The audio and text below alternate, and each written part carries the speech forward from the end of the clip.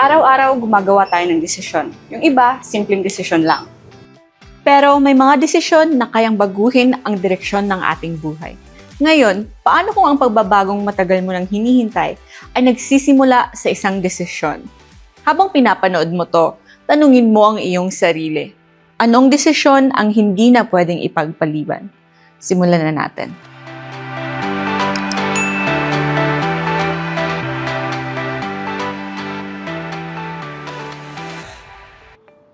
Tayo ngayon ay nasa Week of Decision, 8 araw ng panalangin na nakatuon sa isang desisyon na maaaring maging turning point ng iyong buhay. Kapag tayo ay nahaharap sa mga problema, madalas ay mas madali para sa atin ang maghintay. Maghintay ng tamang panahon, maghintay na magbago ang sitwasyon, pero may mga desisyon na ikaw mismo ang kailangan gumawa. Mahalaga ang panalangin, pero hindi nito napapalitan ang mga hakbang na ikaw lang ang makakagawa. Ang tunay na pagbabago ay nagsisimula kapag ang pananampalataya ay sinasabayan ng aksyon. Kung kasama ka na namin mula sa simula ng linggong ito, o kung ngayon mo lang naririnig ang tungkol dito, hindi pa huli ang lahat para makiisa. Join us ngayong linggo, July 26, sa pagtatapos ng Week of Decision at gawin ang susunod na hakbang patungo sa pagbabagong hinahanap mo.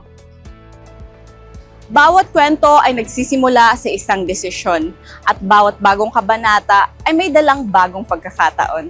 Habang naghahanda tayo para sa ating Golden Jubilee sa July 9 next year, ay babalikan natin ang journey na nagdala sa atin hanggang dito.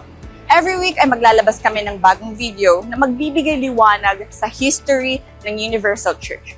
Kung paano ito nagsimula, ang mga hamong pinagdaanan nito, at kung paano lumawak ang gawain nito hanggang umabot sa mahigit 150 countries. Pero hindi lang ito kwento ng isang institusyon. Ito ay kwento ng mga taong nabago ang buhay at pagkatapos ay tumulong sa iba na maranasan din ang parehong pagbabago. Sa pagdiriwang natin ng 50 years, nire-remind tayo na patuloy pa ring sumusulat ang Diyos ng mga bagong kwento, kasama ang kwento ng buhay mo. Sundan ang Golden Jubilee series sa ating website at mga social media channels. Nagpapatuloy ang Fast of Daniel. Sa loob ng 21 days ay inaalis natin ang mga distractions upang mas mapalapit tayo sa Diyos at ihanda ang ating mga puso para sa isang spiritual renewal. Ang journey na ito ay hindi lang tungkol sa mga bagay na inaalis natin. Ito ay tungkol din sa mga bagay na binibigyan natin ng lugar. Panalangin, salita ng Diyos, tapat na pagsisisi. Dahil nagsisimula ang pagbabago kapag hinahayaan natin na ang Diyos ang kumilos sa loob natin. At para sa mga gustong iwan ang kanilang dating buhay, ang water baptism ay isang mahalagang hakbang ng pananampalataya. Isang desisyon na isuko ang nakaraan upang magsimula ng bagong buhay kasama ang Diyos. Kung marami ka pang gustong malaman, lumapit sa isa sa aming mga assistants at narito kami upang gabayan ka sa iyong susunod na hakbang.